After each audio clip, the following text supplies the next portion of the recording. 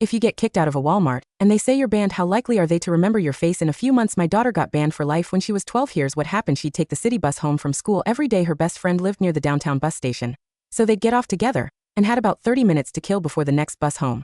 I thought they were just walking around, maybe getting snacks, typical middle school stuff. Then one day I'm putting away laundry in her room, and I find a shoebox under her bed. I open it thinking it's old toys, or whatever it was, full of makeup, designer stuff, jewelry, hair accessories, easily $300 worth of merchandise, none of it with receipts. I confronted her that night. She broke down immediately, and admitted she and her friend had been shoplifting for months, hitting every store downtown during that 30-minute window. I told her we were going to fix this, all of it. The next day after school, I picked her up and we drove downtown. She had everything in a big garbage bag. I made a list of every store she'd stolen from. First stop was a clothing boutique.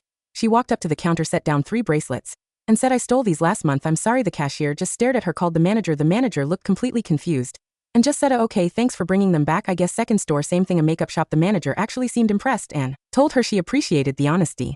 Didn't press charges or anything. We hit 6 stores total. Most had the same reaction: shock, confusion, awkward acceptance. I could tell my daughter was starting to think she was getting off easy. Then we got to Art Mark. It was this local art supply store. She'd been hitting hard markers, such books, paint sets. She loved art, and apparently couldn't resist. The manager was this middle-aged guy, probably late 40s, when she handed him the bag of supplies and gave her apology. His face didn't change. He looked at me and said, "Do I have your permission to handle this my way?" Something about his tone made me nervous, but I nodded. He told her to follow him. We went through the back of the store and down this narrow staircase. Basement was like something out of a horror movie. Concrete floor, exposed pipes, dripping water, barely any light, cold and damp. He sat her down in a metal folding chair in the middle of this room.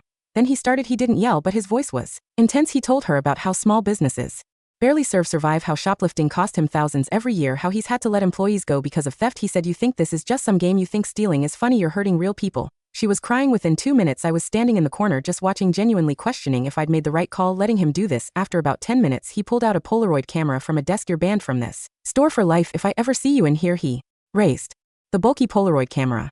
The mechanical whine of the flash charging filled the damp silence of the basement. My daughter, Maya, sat frozen in the metal chair, her tears reflecting the singular, bare bulb hanging above. "Look at the lens," the manager said. His voice wasn't loud, but it had the weight of a judge delivering a sentence. Maya looked up. Flash. The burst of light was blinding in the gloomy room. The camera whirred and spat out a square of white film. The manager snatched it before it hit the floor. He didn't shake it. He just set it on the table between them and watched the image ghost into existence. "This," he said, tapping the developing photo, "goes into the box. I don't use computers. Computers crash. Hard drives fail. But paper? Paper remembers."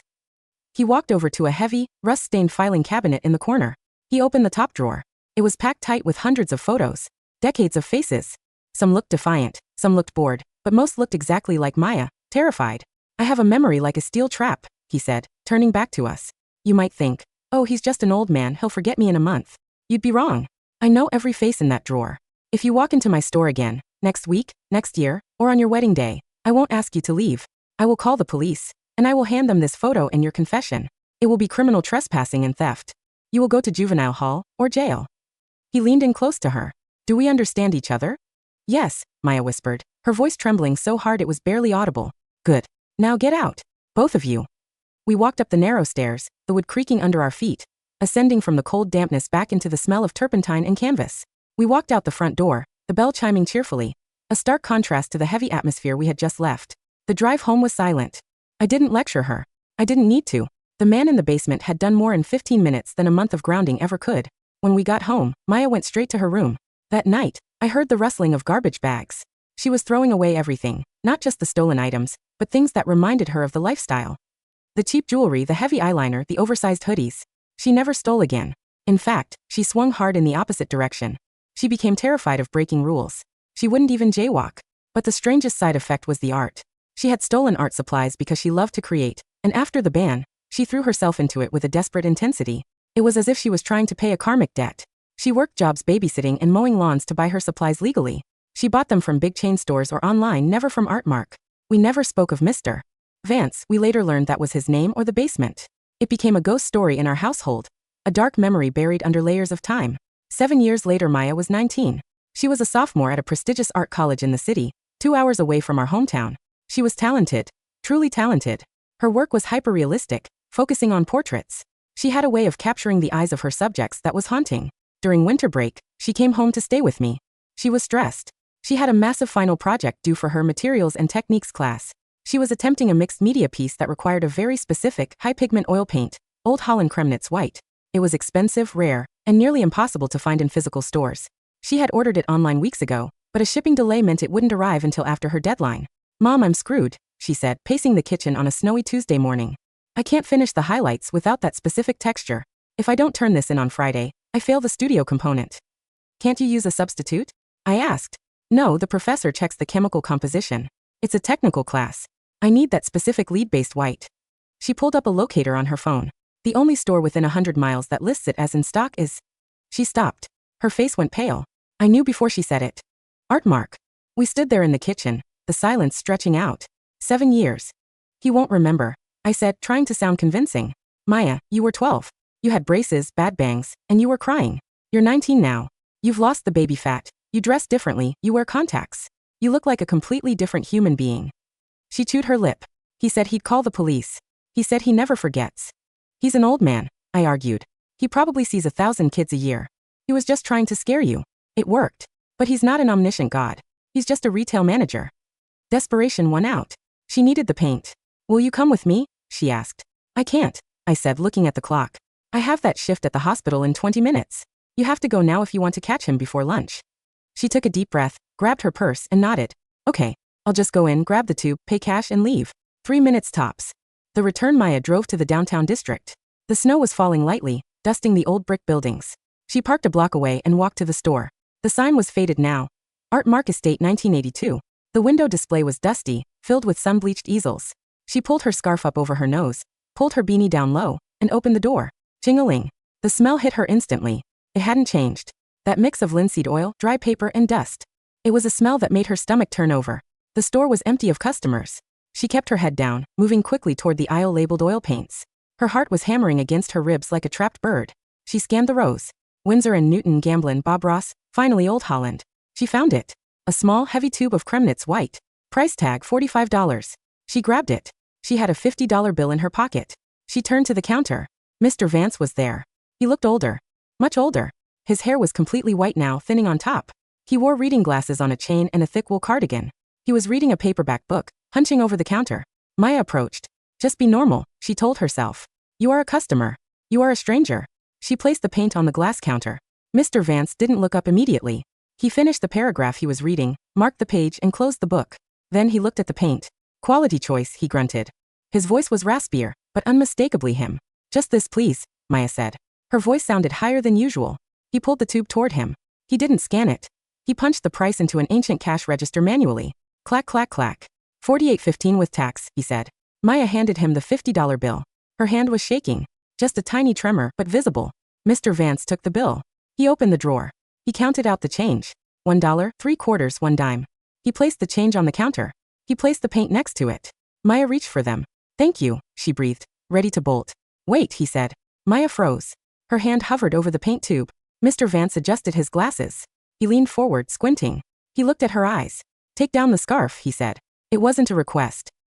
I have a cold," Maya lied, panic rising in her throat.